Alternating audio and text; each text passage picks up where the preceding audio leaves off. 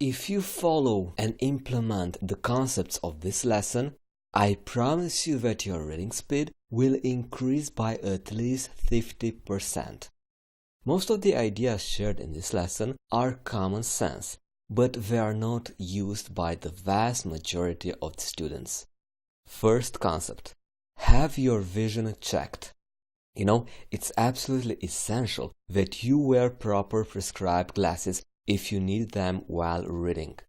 Your reading speed and experience get worse if you have eyesight and you do not wear glasses, or you wear glasses with wrong prescription. If you don't wear eyeglasses but you feel your vision is blurred, then get your vision checked by a medical doctor. Second concept: select a quiet environment. To reach your full potential, you will need to read in a quiet room and with as few distractions as possible. To have comfortable reading experience, take care of the following. First, lighting. Be sure that lighting is bright and conducive to reading. Both dark lighting and glaring light make it difficult to read, and it's not good for your eyes' health. Chair. Choose a chair that is comfortable and upright. It is always better to read sitting on a chair rather than lying down. Third concept: break your book in. Certain mechanical considerations are extremely important in increasing your reading speed, and one of the most important one is preparing a book so that it's easy to handle. Breaking in makes page turning much easier and also helps preserve the book in good conditions. It is essential, especially when the student reads at a very high speed, for the book to lie flat on the desk or in the hands and for the pages to turn easily. Otherwise, you may inadvertently cut hundreds of words per minute off your reading speed. To break in a book, place it on your desk or another flat surface so that it rests on its spine on the binding. Then open both the front and back covers slowly until they rest flat on the table.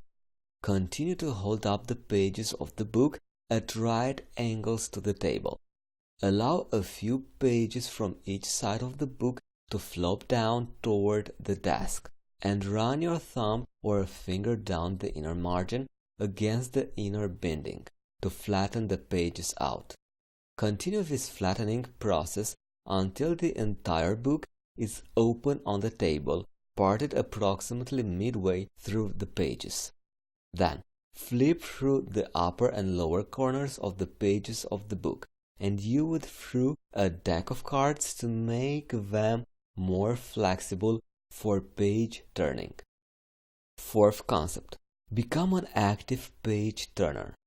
Use what I have taught so far for turning the pages.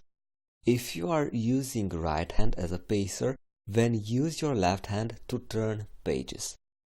Next concept: use a pacer and the underlining hand motion.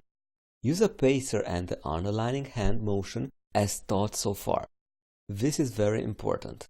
With underlining hand motion, you move your hand from left to right across the page under the line of type you are reading, as though you are drawing a line underneath the words. Sixth concept: don't regress or progress as you read. Remember about regressions and progressions, how you waste your eye movement. While you are doing this test, make sure you don't regress or progress while reading. Just go with the flow. If you have the impression that you've missed something, don't worry, you can revisit that later. Now, I would like to ask you to test your reading speed again. While you are reading, make sure you apply what you have learned from lesson 1 and keep this in mind. Select a quiet environment. Break your book in. Become an active page turner. Use a pacer and the underlining hand motion. And last concept: don't regress or progress as you read. Test your reading speed on a physical book and not on an electronic device. There is a high probability that your reading speed has shown an increase. I would like you to share your increase in speed and other observations you may have in our discussion part of our course. Now, here is the action step. Test your reading speed and share your new reading speed in our discussion section. Also, share what was your experience while reading this time when compared with last time.